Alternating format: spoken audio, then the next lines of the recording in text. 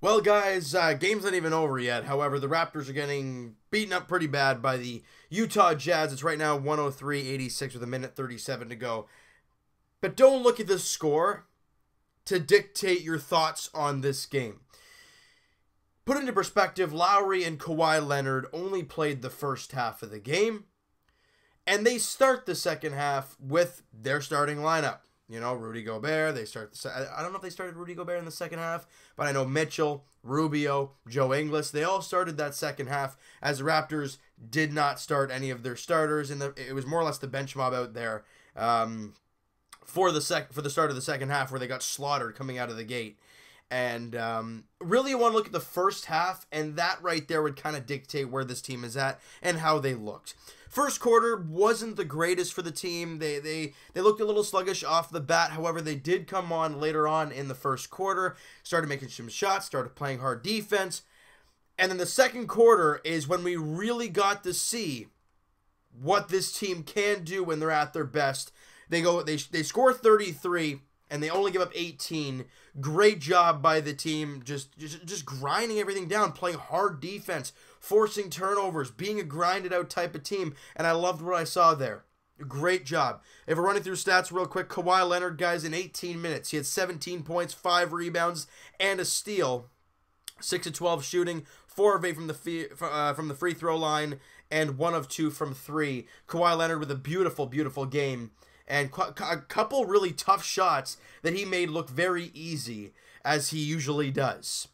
Kyle Lowry, guys, in 18 minutes at 7 points, 2 boards, 2 assists, and a couple steals. But you know what he's going to do? He's going to grind and be a dog, and that's what he did again today. And Jonas Valanciunas played 21 minutes, 18 points, 9 rebounds, just about a double-double, 6 of 11 shooting, 6 of 6 from the free throw line. Great job by Jonas Valanciunas. And you know what? Like we've said in the preseason video, the preseason preview video, and in the last video of Game 1 against the Trailblazers, we all have this feel that this team is going to unleash Jonas Valanciunas and let him go, let him work, let him grind, and that's what we really saw today. A little bit more of. I mean, the team didn't play a whole lot, right? You know, the main guys didn't play as much. CJ Miles only had 4 points, 3 rebounds on 2 of 8 shooting. Look, they didn't shoot the ball all that great. They didn't really in Game 1 either. But it's okay. That's what preseason is for. Learning each other. You know, that's why turnovers for both teams were at a ridiculous rate. 20-20 for each team. That's not going to cut it in the regular season. You know, Pascal Siakam had 10 points, 9 rebounds in his game, 4 of 8 shooting, 1 of 3 from 3, 1 of 2 from the free throw line. I thought he was pretty good in this one. But the bench mob came out in the second half and was just terrible to start the gate. And then they bring in JV, CJ, Danny Green, a few guys there, and they get it down to 5. So the Raptors were down by 15 at one point in that third quarter. It was terrible. They were basically down and out. However, they bring JV back in. They bring CJ back in. They bring in Danny Green again. And then the Raptors cut it to 5 at the end of 3. Now, then those guys come out. JV comes out. All those guys come out. And then you put the bench mob out there for the most part. You get a little bit more Powell. You put some Greg Monroe out there for the end of the game. Look, in the big situations, you know who's going to be out there for the Raptors. The big guys. And you didn't see that in the second half. So don't look at the score and say, wow, this team played like crap today. You can't go off of that. You got to go off of the first half numbers, and the Raptors played, if you're looking at it from a half perspective, looked very good. Defense was on point. Guys, that second quarter, this team was digging in, active hands, their switches were nice, they were not letting any easy shots, and the amount of turnovers and careless passes the Utah Jazz were making was a result of the Raptors playing so hard on-ball defense. And that's what you want to see against a team like Utah, who's a grinded-out defensive team as well. You play hard, they're going to play hard. It was a very fun match, a very, very good first half. Now, the Raptors do lose this game and go 1-1 in the preseason, but again, it doesn't really matter. You go into this game and you look at the positives. Well, the Raptors only shot 36% from the field. Well, I think at the half they were shooting 43 to 44%. So that number is just terrible because your main guys weren't out there and the ball wasn't humming at all. I mean, the Raptors had a total of 10 assists. They had 25. We talked about it all last year, guys. The assist numbers for this team through the roof. Now, you can say it was because of DeMar DeRozan and Jakob Poeltl and the chemistry. That will build. It will take some time. You added a totally different core piece in Kawhi Leonard and Danny Green, and you took out DeMar DeRozan and Jakob Poeltl. It's going to take some time to gel. They will be okay. The thing I love to see, though, 5 blocks and 9 steals. That is incredible. Rebounds, 52 apiece. The thing I love, and the thing the Raptors got ripped on last year, the offensive glass. 14-6 in favor of the Raptors in this game. That's incredible. This team was grinding, they were fighting, they were being tough on the glass, and I loved what I saw from there. Second chance points, 16-13 in favor of the Toronto Raptors. You know, I was just really impressed with the first half performance from this team. A guy that I loved the looks of today, Serge Ibaka. Now, where is he down here? He had 11 points, 2 boards, and a block in 17 minutes. 5 of 11 shooting, 1 of 4 from 3. I would not like him to shoot 4 threes. 2 or 3 max for me. When that guy is in the mid-range or in the paint, he is hard to handle. We've seen it. We saw it again today. Steps off the three-point line, gets some guy jumping out at him, steps in, makes the shot, jumper, beautiful, money. Or fakes it, drives, and then gets the layup or a tough shot because he's so darn strong. Settling for a 3 for Serge Ibaka is not my first priority. My priority for him is getting into the paint, take a jump shot from mid-range. That's where he is so good. And you saw what happened with Jonas Valanciunas today. He did not take a single three-point shot, I don't think. No, he did not. But he was working in the paint, and he went 18-9.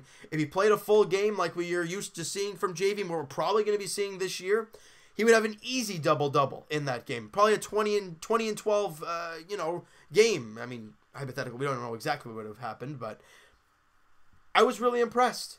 I loved JV today. I loved Kawhi Leonard. Lowry, yeah, the numbers don't suggest he had a great game, but he's a dog. He was a grind. You saw what he did to Jay Crowder out there.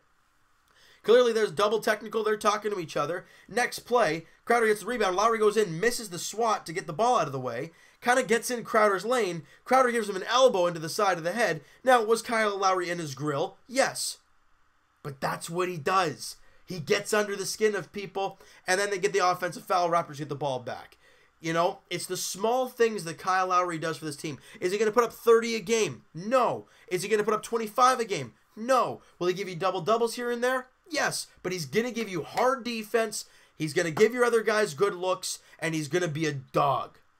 And that's what Kyle Lowry is to this team. Is he making enough money for what the numbers he's producing? No. But you got to take what you can. All right? I was just impressed with the first half performance by the Toronto Raptors. Look, guys, JV went 18-9. Rudy Gobert, his counterpart, 13-10. JV went 18-9 against. I don't think all of it was against Rudy Gobert, but for the most part, it was. And he held Rudy Gobert to a 13-10. Now, ideally, Gobert didn't play a whole lot either. Right? Where am I here? He played 26 minutes. JV only played 21. So if you're kind of gauging it, JV had the better game against the defensive player of the year, if I'm not mistaken, in Rudy Gobert. So there you go. Very impressed with the first half of the Toronto Raptors. Second half, not so much, but not a whole lot to it. You could say the bench mob sucked in that second half. I would agree with you. But it's preseason. Are we going to sit here and criticize them? No, because they can come out in the next game and show us what they're actually made of, and we'll be like, oh, okay, that's better. It's preseason, guys. You got to take the positives. Don't really look at the negatives because it's preseason. And move on from it. That's the way you got to look at it. Kawhi was great. Serge Ibaka was pretty good. JV was fantastic. Move on from there. All right? Now, the Raptors have a long layoff of preseason games. They don't play till the, where is it here? The 10th of October. 8, or I guess however you want to put your numbers together. 7 to 8 days off for the Toronto Raptors before they come back home.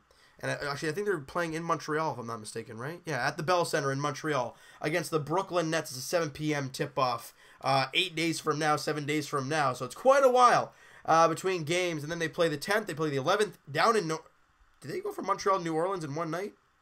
Jeez, that's going to be a crazy trip. But then they don't play for another 6 days after that.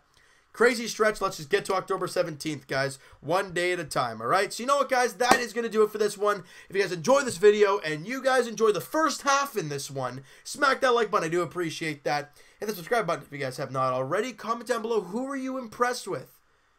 We know Kawhi Leonard, we're always going to be impressed with him, but other than him, who did you like in this game? I thought Ibaka was pretty good for the most part.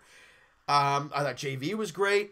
I thought Lowry, points-wise, maybe not so much, but dog-wise, he was at his best in a preseason game, which you love to see from your four-time All-Star point guard being a grinded-out type of player in a preseason game when it doesn't even matter. I love it.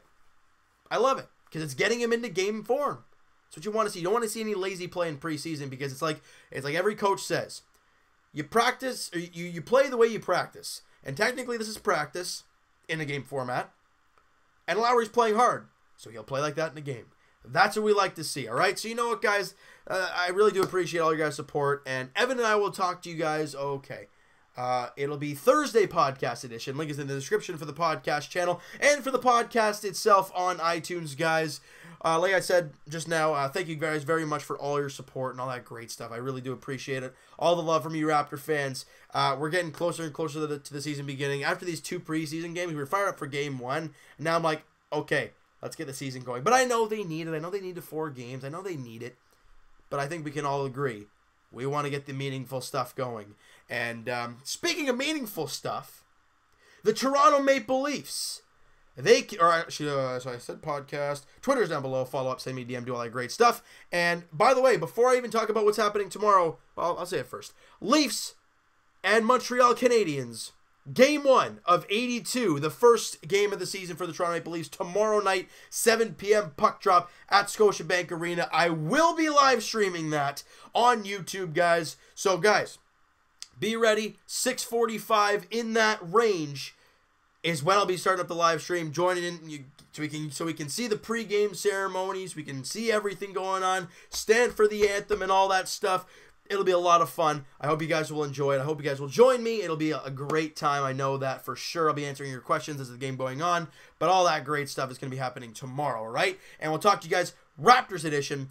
Not for a while, as the Raptors' next preseason game, like I said, is on the 10th of October as the Raptors head to the Bell Center in Montreal, taking on the Brooklyn Nets. 7 p.m. tip-off at the Bell Center. Let's see some more positive things heading into the season. I mean, at that point, it'll be a week away from the season get going. So that's when you want to start seeing guys getting into season form. You might see Lowry and Kawhi Leonard playing a full game. That would be very interesting to see and see how the team meshes in a full 48 minutes. That's going to be very interesting. Thank you guys so much, and I will talk to you guys then.